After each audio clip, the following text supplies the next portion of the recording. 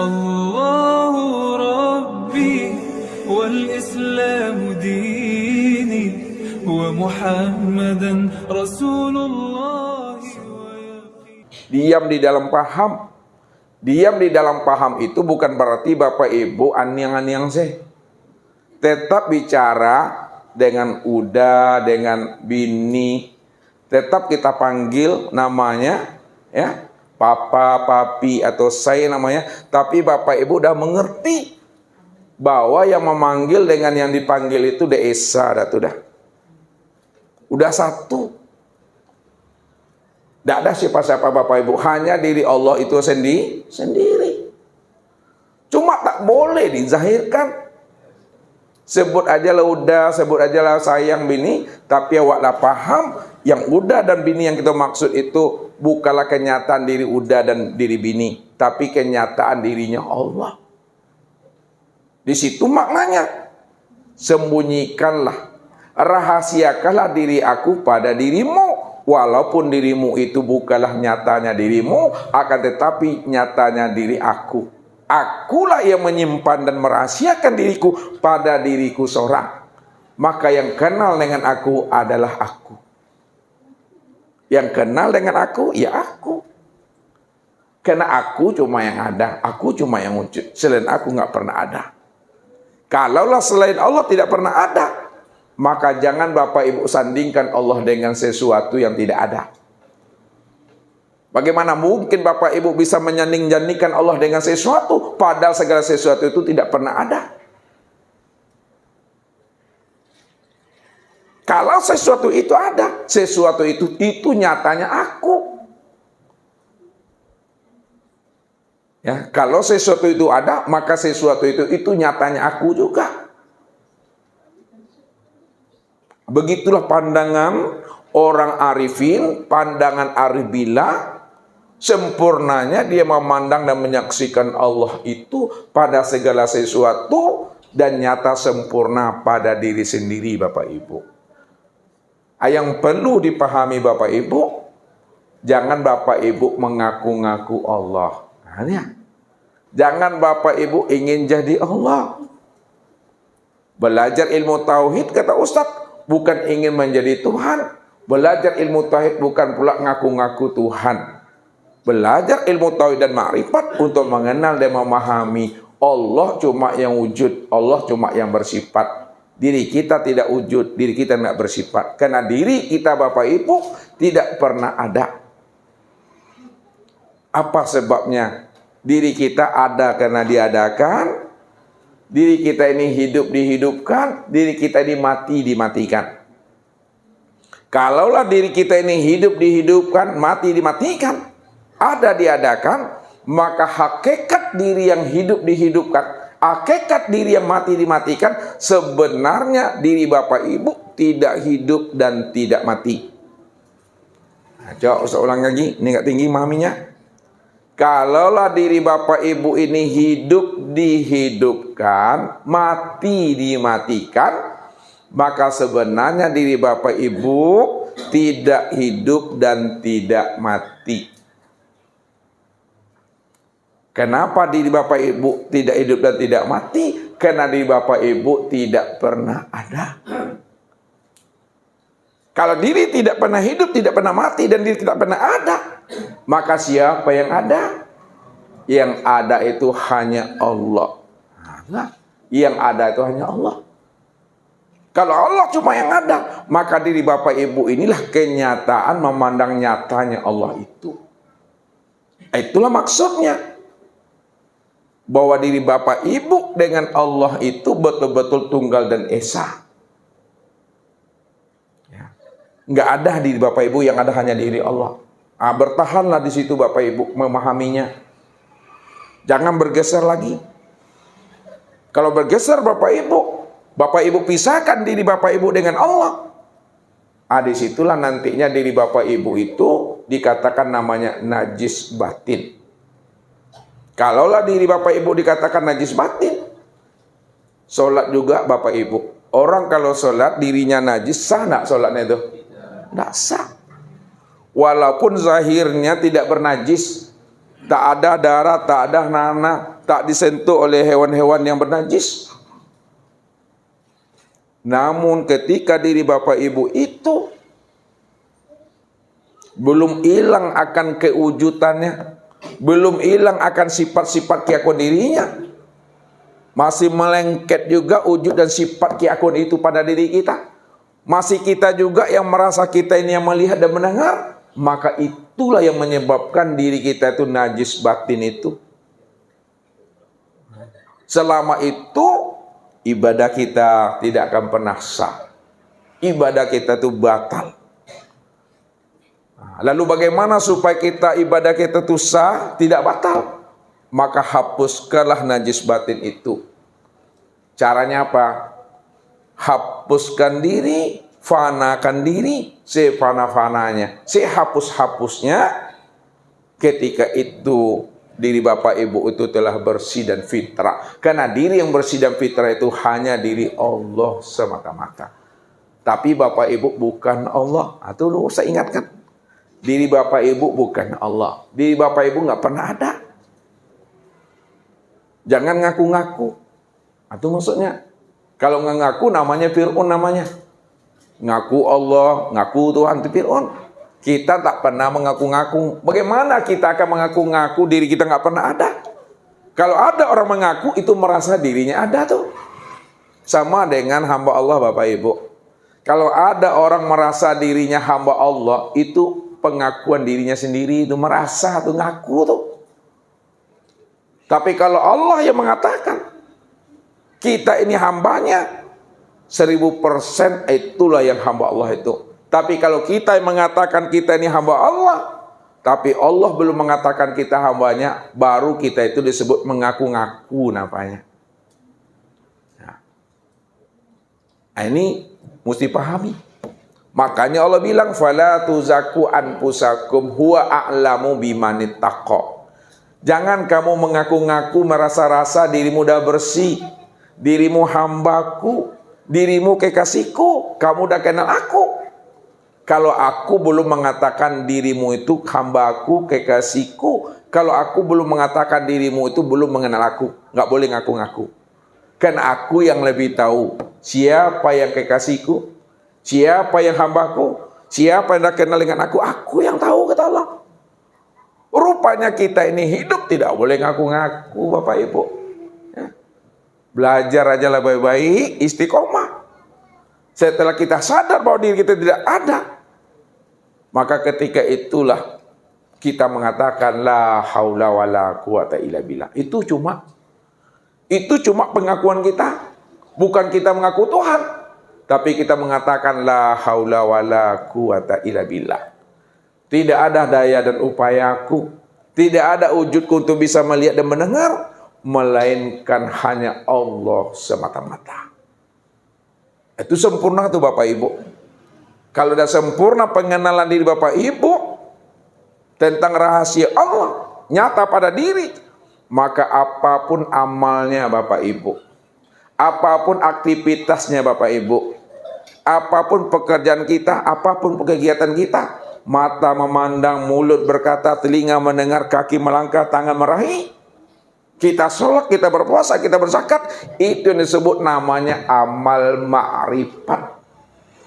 Amal ma'rifat itu adalah amal yang terpandang akan zat, sifat, asma dan afal Allah saja bapak ibu. Tak lagi terpandang akan zat diri kita, tak lagi terpandang akan sifat diri kita, tak lagi terpandang akan asma dan afal diri kita. Yang terpandang itu pada diri kita adalah zat, sifat, asma dan afalnya Allah. Pada saat itu hilanglah diri bapak ibu. Itu yang hapus tuh. Itu yang hapus.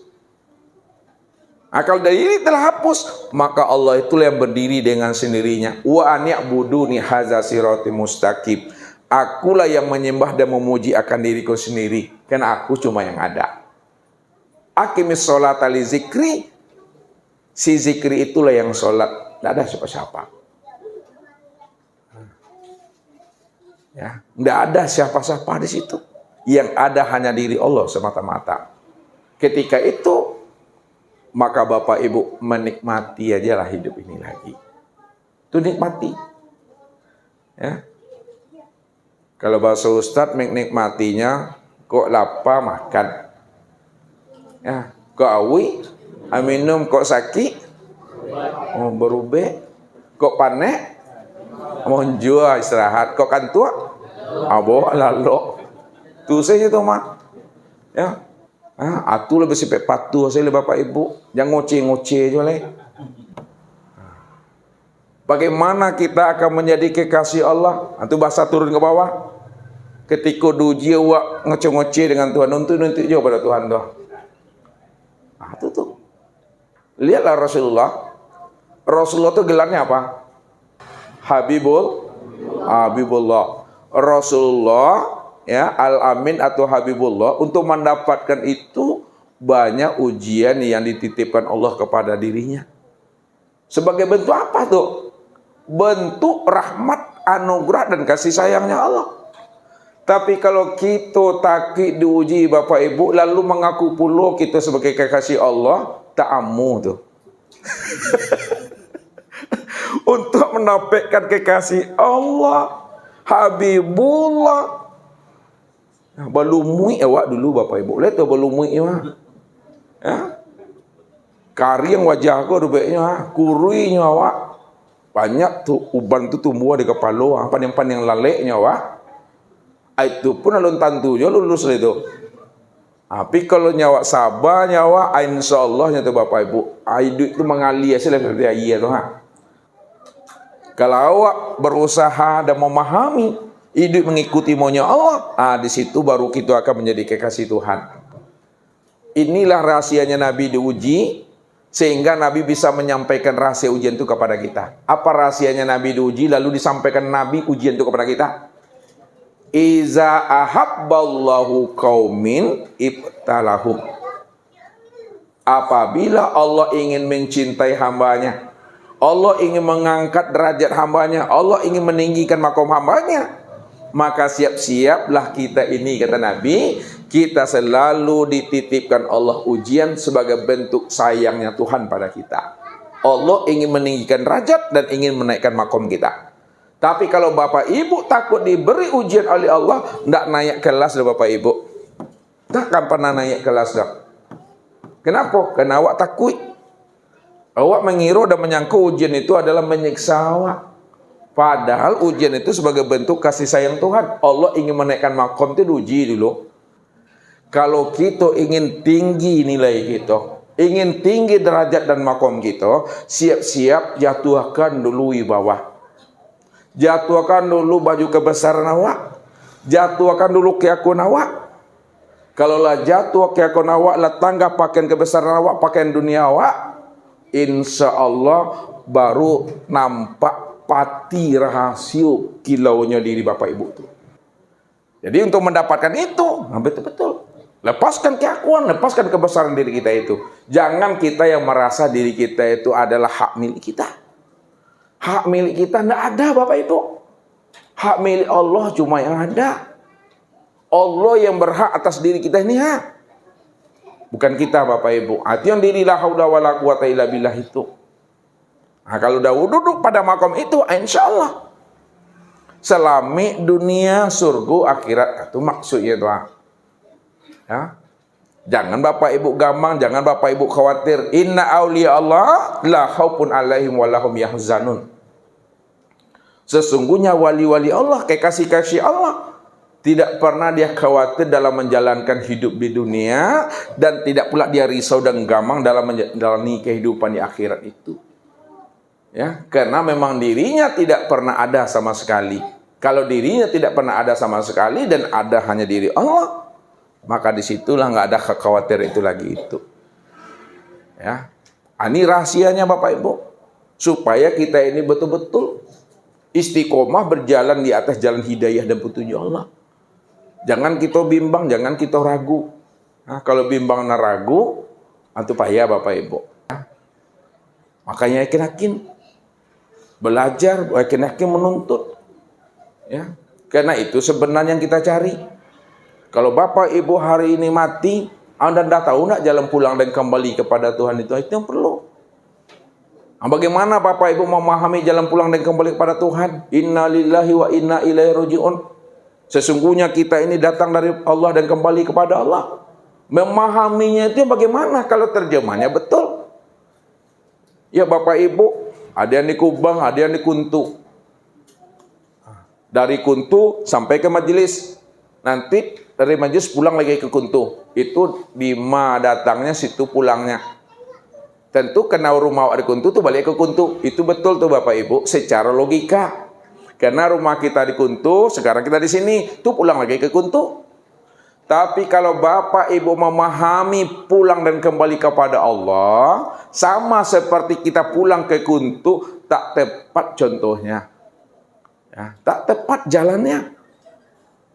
Seolah-olah Allah itu berjarak dengan diri Bapak Ibu dan seolah-olah Allah pun bertempat di sana. Andai kata Bapak Ibu belum mati, lalu Allah itu di mana? Apakah di aras, apakah di langit? Atau di mana tempatnya? Gak benar. Kalau kita memahami, kita asalnya dari Kuntu, lalu pulang kembali kepada Kuntu itu. Kalau untuk contoh Allah nggak tepat. Kita berada di bumi sekarang nih Bapak Ibu. Meninggal Ustaz. Tuh encong-encongnya Ustaz menemui Tuhan tuh. Halo, Assalamualaikum ya Allah. Seperti itu. Kayak Ustaz menemui teman. Tak seperti itu. Kembali kepada Allah itu maksudnya. Lihat. Kembali kepada Allah itu maksudnya memahami dan menyadari bahwa diri kita tidak ada, yang ada hanya Allah. Ketika kita telah sadar dan paham bahwa rahasia diri Bapak Ibu tidak ada, maka ketika itu Bapak Ibu telah kembali kepada Allah, karena Allah cuma yang ada. Itu makna kembali. Makanya Bapak Ibu walaupun belum mati, tapi diri Bapak Ibu telah kembali, pulangnya alun dah. Pulangnya alun. Tapi kalau diri ini telah berpisah ruh dengan jasad, barulah sempurna pulang dan kembali namanya. Nah, sempurna pulang dan kembali. Kalau diri Bapak Ibu telah sempurna pulang dan kembali bagaimana pula maksudnya Tuhan? Awak berpindah alam awak. Ale bertemu Bapak Ibu dengan Allah di barzah tu. Ale bertemu atau tidak tu? Kalau bertemu, cara bertamunya. Bapak Ibu walaupun telah sempurna pulang dan kembali lah berpindah alam, tetap Bapak Ibu berjumpa dan bertemu dengan Allah secara sempurna. Kenapa? Karena Allah yang Bapak temu itu tiada lain diri sendiri. Maka di dunia inilah pahamilah bahwa diri Bapak Ibu itulah nyatanya Allah. Inilah wujudnya Allah. Inilah kesempurnaan melihat Allah. Kalaulah ini nyatanya Allah, wujud Allah, kesempurnaan Allah, ketika kita mati, Allah yang kita lihat dan Allah kita saksikan juga nyata pada diri sendiri. Tak mungkin pula Bapak Ibu mati lalu temunya Allah di mana? Rumah Allah di mana? Alamat Allah di mana? Padahal rumah dan alamat Allah nyata pada diri sendiri. Diri sendiri inilah nyatanya diri Tuhan itu Bapak Ibu. Jangan Bapak Ibu berpikir nanti mati situ bagaimana cara menemui Tuhan. Padahal Tuhan yang kita temui itu pada diri sendiri itu. Itu makna pulang dan kembali itu. Itu jangan ragu memahaminya. Makanya orang-orang yang arif, orang-orang yang telah kasab, yang telah sempurna pulang dan kembalinya, maka di situ dia juga ada halako-halako Bapak Ibu. Ada kumpulan-kumpulannya, itu bahasanya tuh. Ya kalau bahasa Allah tuh irji'i ila rabbiki radiyatan mardiyah fadkhuli fi ibadi wadkhuli jannati. Nah, kalau kita ingin masuk surga, temui Allah dulu. Itu bahasa syariat tuh. Temui aku lebih dahulu.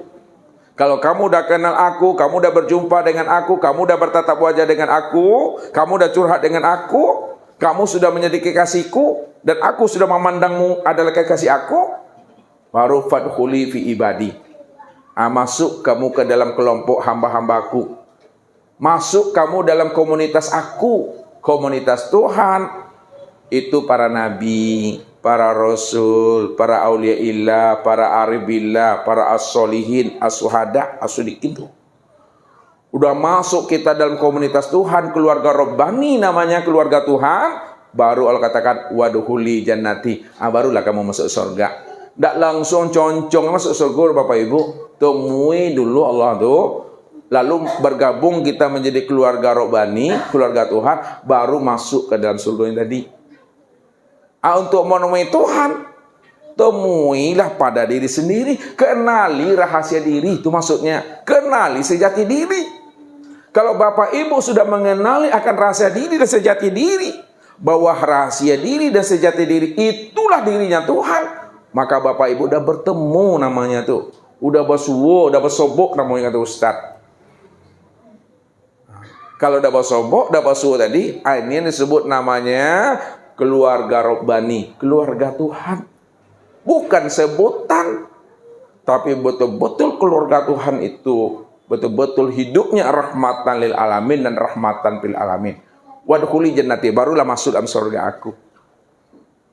Yang surga Allah itu yang mana Bapak Ibu secara hakikatnya? Surga Allah itu yang katakan ridho Allah. Yang dikatakan neraka Allah itu namanya suhtullah. Surga Allah itu adalah bukti nyata akan ridhonya Allah. Ya, bukti nyata ridho Allah. Kalau Bapak Ibu sudah mendapatkan ridho Allah karena kita sudah kenal Allah, maka di dunia inilah Bapak Ibu sudah masuk ke dalam surganya Allah tuh. Di dunia ini Bapak Ibu sudah masuk dalam surganya Allah. Karena surganya Allah itu adalah bentuk nyatanya ridhonya Allah itu. Sedangkan neraka Allah itu juga bentuk akan kemurkaan Allah. Nah, belum kita mati lagi, belum berpindah lagi alam. Tapi kalau kita tidak mengenal Allah, di dunia ini kita telah berada dalam nerakanya Allah itu. Kenapa? Karena neraka Allah itu bentuk daripada kemurkaannya. Surga Allah adalah bentuk dan bukti nyata akan ridho dan kasih sayangnya itu. Itu maknanya, kenali Allah, maka kita akan menjadi kekasihnya, kita akan menjadi sahabatnya, kita akan menjadi komunitasnya, baru masuk dalam surga itu. Itulah ketenangan, itulah kebahagiaan itu.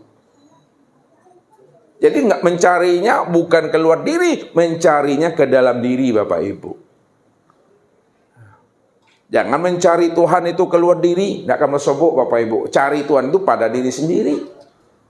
Man talabal maula bi ghorin nafsin faqad dolalan baidah. Barang siapa ingin mencari Tuhan keluar daripada dirinya, maka dia akan tersesat yang sangat jauh kata Allah. Takkan pernah dia berjumpa dan bersua dengan aku. Karena aku sebenarnya sudah nyata pada dirinya. Namun dia tidak pernah keluar dari diri aku, dan dia juga tidak pernah keluar dari dirinya. Selama itu dia pernah dia akan berjumpa dan kenal dengan aku.